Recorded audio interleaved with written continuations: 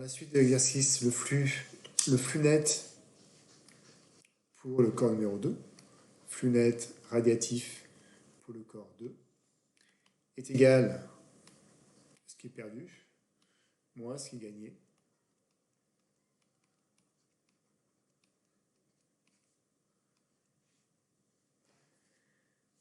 Alors si on factorise par F02, on a F02, 1 moins ρ plus epsilon F01.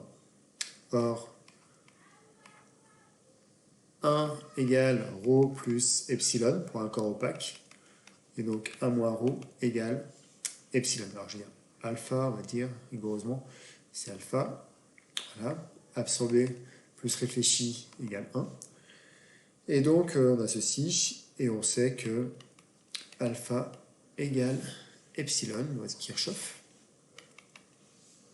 On obtient donc pour le corps numéro 2, phi net radiatif de égale F0 2 fois epsilon moins plus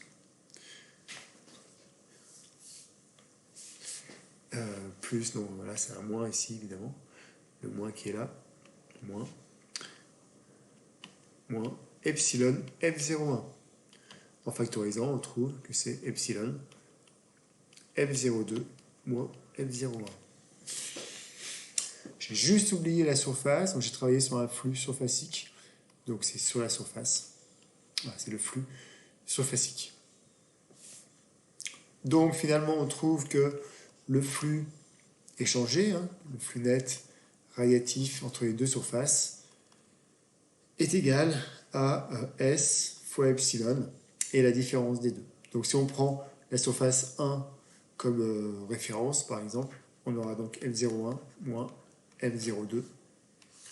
Donc c'est de 1 vers 2 compté positivement de 1 vers 2.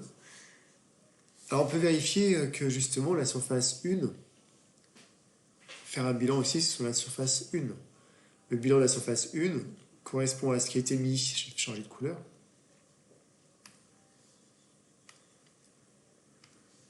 Surface 1 à ce niveau-là, c'est ce qui est perdu. Et ce qui est gagné, c'est ce qui est absorbé à ce niveau-là.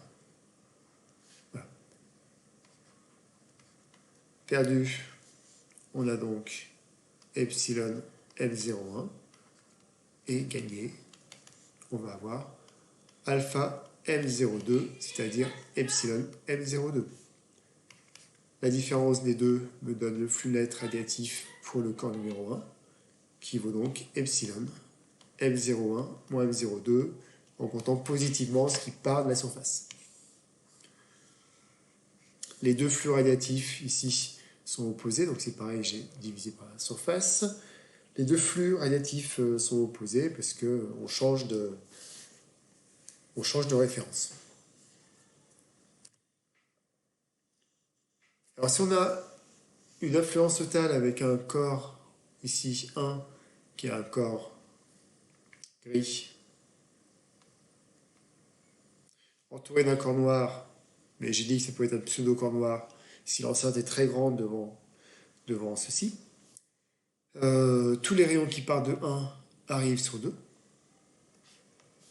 Donc on a F1,2 égale 0. Il faut avoir cette condition-là. Et on montre que ce qu'on a écrit précédemment s'applique, à savoir qu'on va avoir aussi le flux net radiatif pour 1, qui est égal donc à S1 epsilon F01 moins F02. Alors on peut le montrer, effectivement. On va le montrer, si vous voulez bien. Ici, ce qui est perdu par 1, ça va être ce qui est émis par 1. Donc S1 epsilon sigma T4, F01. Et ce qui est gagné par 1, c'est ce qui est reçu et absorbé en provenance du corps numéro 2. Donc le corps numéro 2 qui est là, peut envoyer des rayons sur 2 et aussi sur 1. Et ce qui est reçu, ce qui est reçu par 1, donc l'éclairement de E1, va être égal, si je multiplie par la surface S1, l'éclairement total, qui vient de partout, au facteur de forme F de 1 fois la surface S2, c'est par 2 S2, S2 F de 1, fois ce qui part du corps noir, M02. Alors je peux écrire ceci parce que ce qui part du corps noir provient simplement de ce qui est émis par le corps noir. C'est du M02, ce qui est émis par le corps noir. Il n'y a pas de réflexion. Tout ce qui arrive ici va être absorbé et je n'aurai pas de réflexion. C'est pour ça qu'il faut absolument que je me place du point de vue de 1 qui va recevoir uniquement ce qui est envoyé par le corps noir. Et il n'y aura pas de réflexion de ce qui est envoyé par 1 qui va revenir ici. Il n'y a pas de réflexion ici. Et du coup, ce qui est reçu par 1 provient juste de ce qui est émis par 2 avec le facteur de forme. Alors ce facteur de forme m'embête un petit peu parce qu'on ne connaît pas vraiment. Par contre, la relation de réciprocité me dit que S2F2 1 égale S1 FA2, M01. Voilà, on a ceci. Et on sait que, j'ai écrit ici une énormité, ça c'est bien sûr 1, comme vous avez bien sûr réagi. Tous les rayons issus de 1 arrivent sur 2, donc F12 égale 1, ce qui nous amène ici à S1 M0 pour l'éclairement. Ça c'est l'éclairement, c'est ce qui arrive sur 1. Ce qui est absorbé par 1, donc ce qui va être gagné par 1, c'est ce qui est absorbé par 1.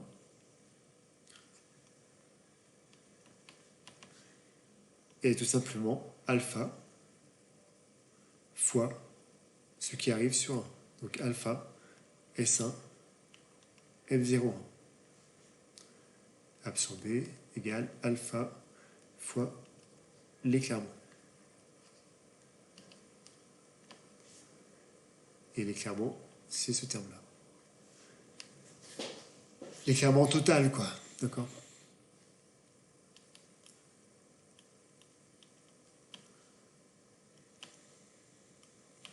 Or, alpha égale epsilon, on obtient ceci. Perdu, gagné. La différence me donne le flux net radiatif pour 1. Et on obtient en prenant positif ce qui part, epsilon, S1, M01 moins M02. Donc la formule trouvée précédemment peut être étendue à condition de se placer du point de vue de 1 pour avoir la surface ici la plus petite dans l'expression qui apparaît. Alors que précédemment, on avait S1 égale S2. Je regarde ici. Ici, voilà l'expression que l'on avait avec S1 égale S2 égale S. Et dans ce cas, avec un corps gris entouré d'un corps noir, voilà l'expression qu'on obtient avec S1, la petite surface.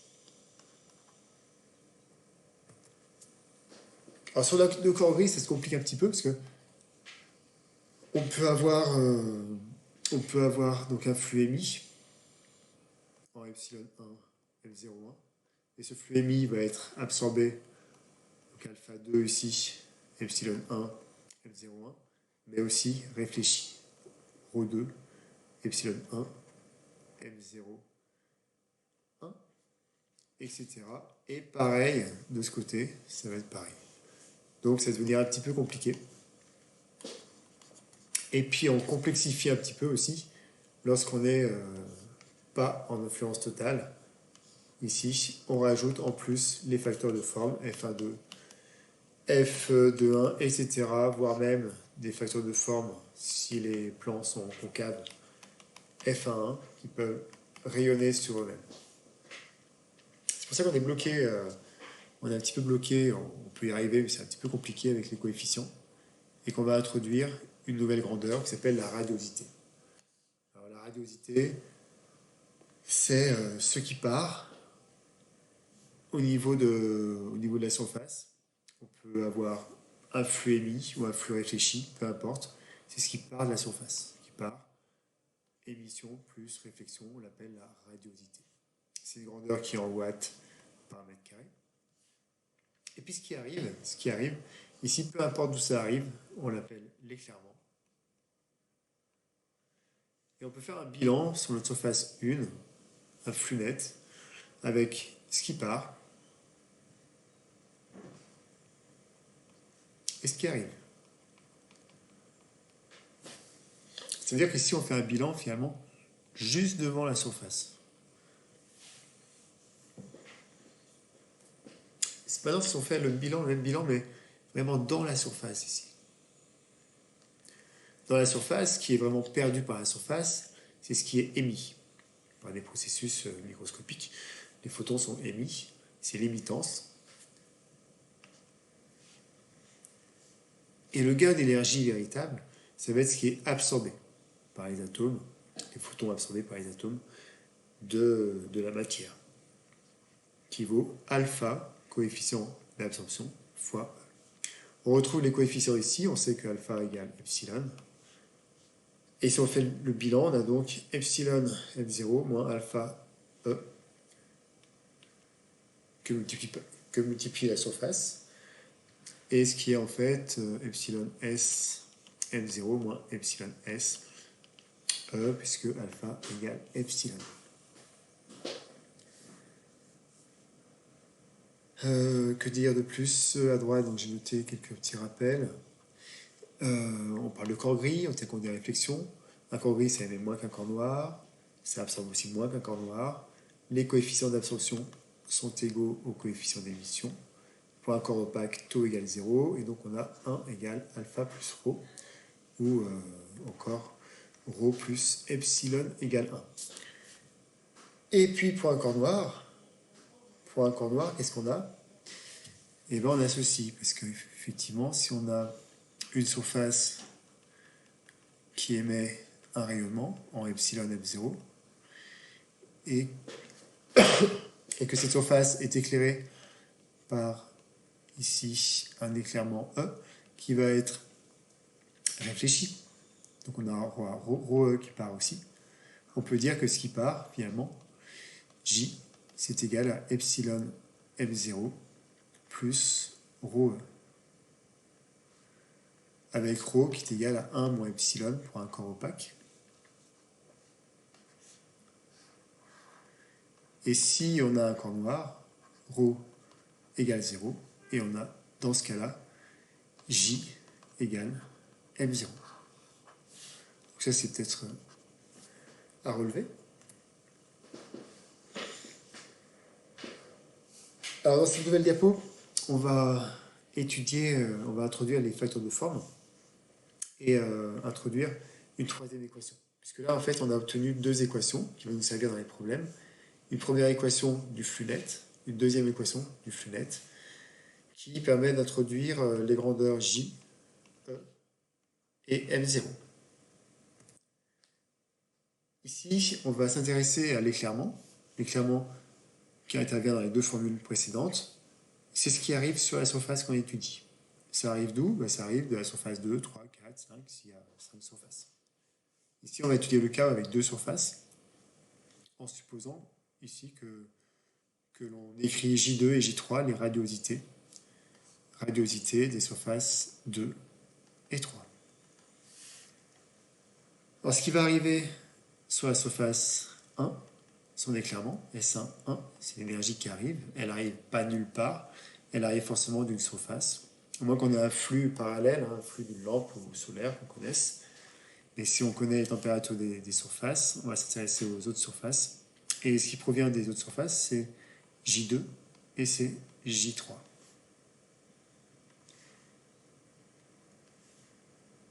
Là, je l'appelle E1, d'accord, pour être cohérent. Et ce qui provient de J2, par contre, ça n'arrive pas forcément sur 1. Donc il y a un facteur de forme. Il y a un facteur de forme, S2, F2, 1.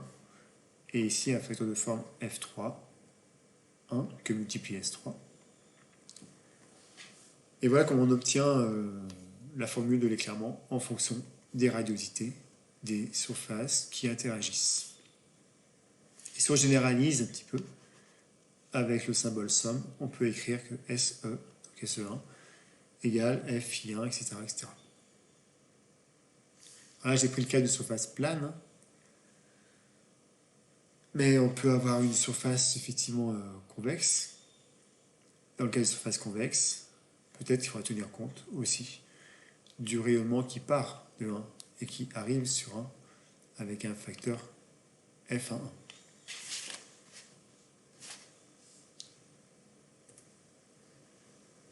Alors, la méthode de résolution elle va être assez répétable.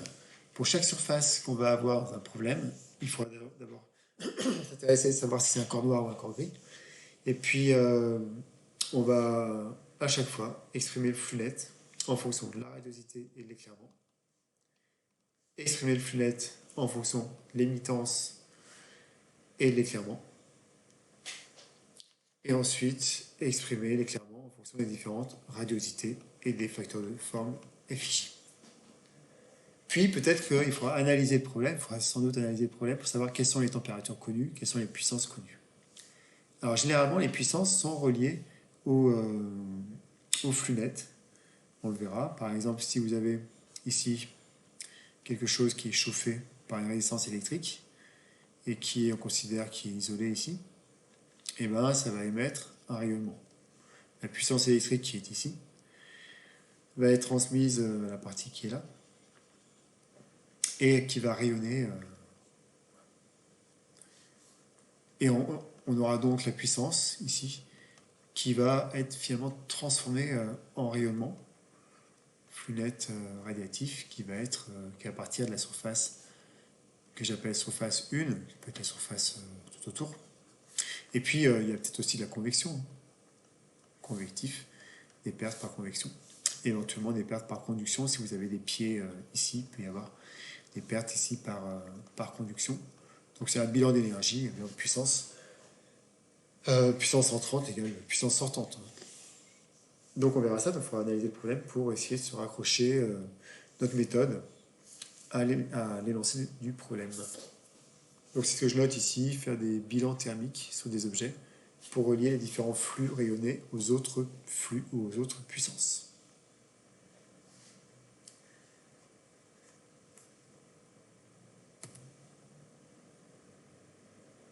Alors il y a ce petit exemple ici qu'on peut traiter, que j'ai traité en cours. La plaque chauffante, imaginez, c'est ce que j'ai commencé à faire, une plaque chauffante de 100 watts en moyenne. Bon, c'est pas beaucoup, j'en peux prendre 1000 watts, comme certains me l'avaient indiqué, effectivement, mais ça peut être en moyenne, donc elle marche, elle s'arrête, elle marche, elle s'arrête. La température de la pièce, on considère que c'est 20 degrés.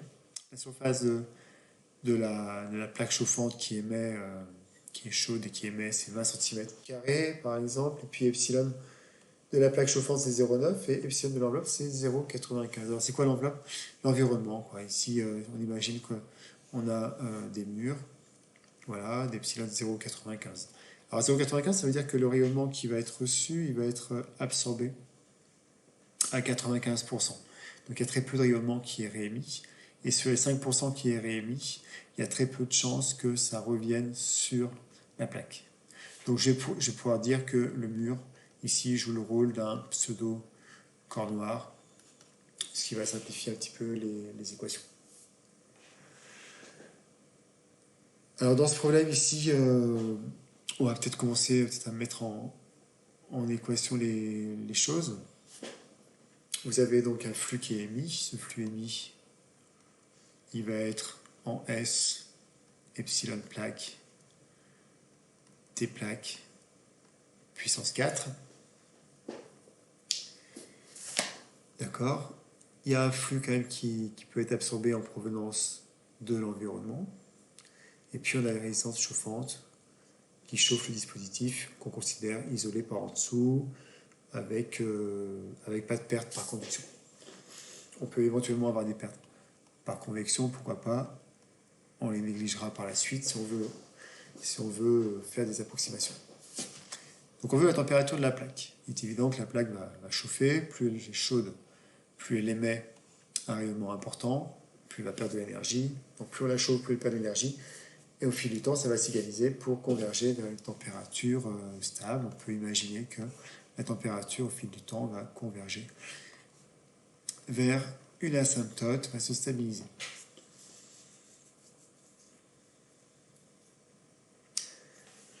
Alors, notre plaque ici, finalement, c'est un corps gris à l'intérieur de murs qui sont des pseudo-corps noirs. Donc, je peux utiliser la formule qu'on a vue tout à l'heure au début de présentation pour dire que finalement, le flux net radiatif de cette plaque est égal à epsilon, plaque, surface de la plaque, T, plaque puissance 4, moins température de l'environnement, température ambiante, puissance 4. Donc c'est un corps gris en influence totale avec un corps noir. Le bilan de puissance, on peut aussi faire le flux convectif qu'on a vu en première année. H, S plaque, T plaque, moins température de l'air, température ambiante. Je considère que les murs sont à température de l'air aussi. Et le bilan peut s'écrire, donc puissance électrique de la plaque, en positif, moins tout ce qui est perdu, donc le flux net radiatif de la plaque, moins le flux perdu par convection, égale 0 en régime permanent. Si on n'est pas en régime permanent, ça voudra dire qu'on aura un terme en MC déronté sur déronté, par exemple, pour dire qu'il y a un stockage d'énergie dans la plaque.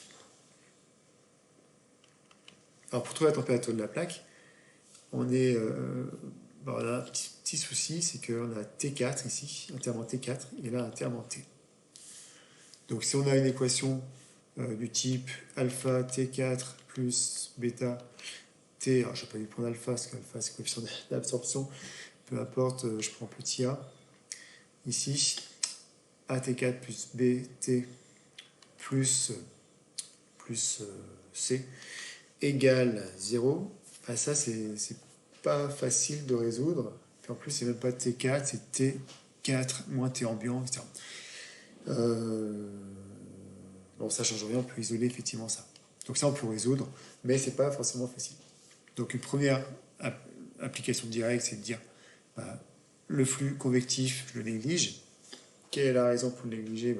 Ici, une fois qu'on aura trouvé la température, recalculer le flux convectif pour voir si effectivement il est négligeable.